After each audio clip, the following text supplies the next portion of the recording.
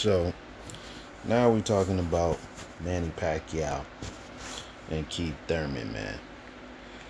So this is my thing with Keith Thurman. We all saw that fight with him and my man right here on the screen, Josecito Lopez, giving Keith Thurman a hard time.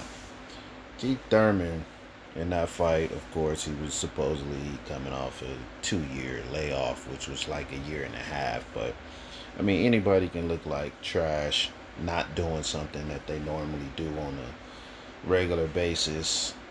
Um, you know, out for X amount of days or X amount of, I mean, sometimes it could take days, sometimes it could be a few hours, sometimes it could be months, a few weeks, years. Either way, your timing, your reaction time, everything can be off. You're not well coordinated. You're not, you know, in the, I would say, in the robotic or the car business or the computer business, to be recalibrated. If the body and the mind is not recalibrated at some point, then you're going to end up having a real tough time, no matter how good you are at what it is that you do. But he didn't look too great in this fight with Josecito Lopez. And I'm expecting to see, I'm picking Keith Thurman for the fight against Manny Pacquiao, even though I would love to see Manny Pacquiao crush this dude. I mean, I am sick and tired of Keith Thurman. I'm tired of hearing his mouth. I'm tired of all of his antics on screen. Him just trying to have Muhammad Ali moments. Trying so hard to be funny. Trying so hard to be liked or to appeal, to entertain. And there's nothing wrong with that. Trust me, there's nothing wrong with that. I mean, he's doing his best to sell tickets, whether people love him or hate him. Keith Thurman understands the business of entertainment. So, shock value, overly rehearsed situations, either way, he just wants to be talked about. He just wants to be talked about. And if you're being talked about and you're not out there shooting or killing anybody or acting wild like a Adrian Broner or guys that's in and out of jail and things like that, if you're not doing that, you're not putting yourself in those situations, and you're still being talked about for what it is that you do, then you're pretty much doing the right thing.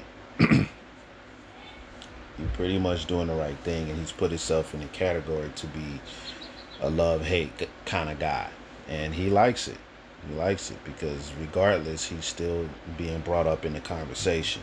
People just want to see Keith Thurman disappear, and I'm one of those guys because I used to be a big fan of Keith Thurman's, man. He was doing all of the right things. He was saying all of the right things at that time when he was up and coming.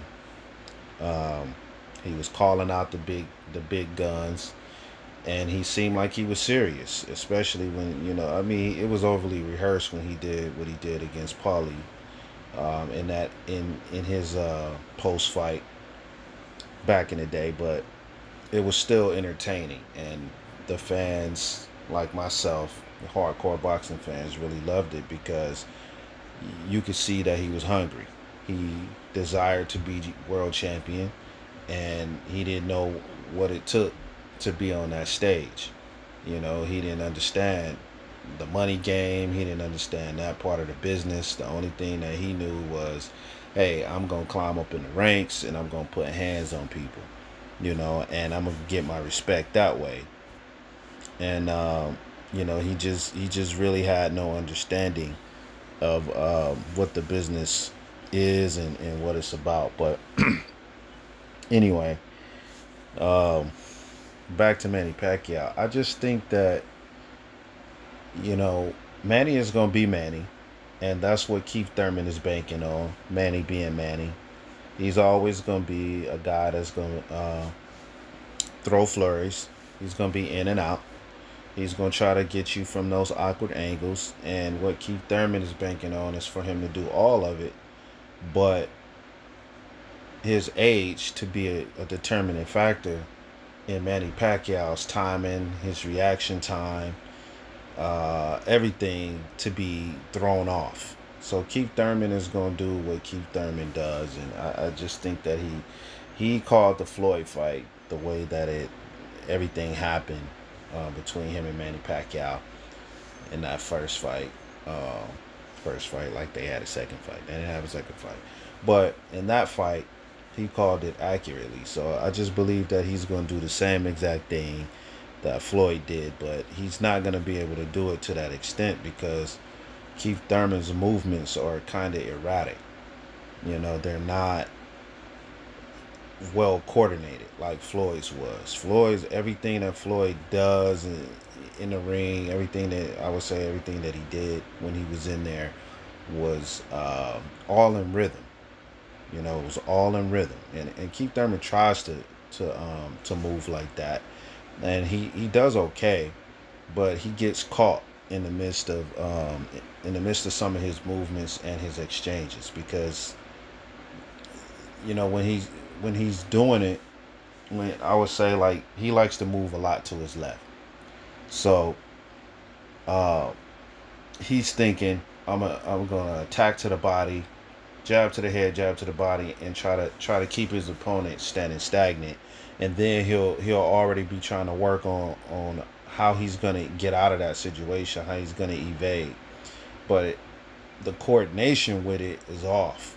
So he catches himself in the midst of a stumble. You know, when he's doing that, it's almost like he's moving lateral / backwards at the same time.